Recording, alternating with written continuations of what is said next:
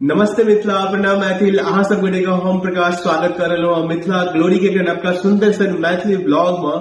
तो आई अहाँ सब गोटे के मैथिली ब्लॉग के क्रम में हम लोग चल रहा हन जो विश्व प्रसिद्ध मुंबई में जुहू में जो इस्कॉन मंदिर है, हरे कृष्णा मंदिर के नाम से बहुत विख्यात है।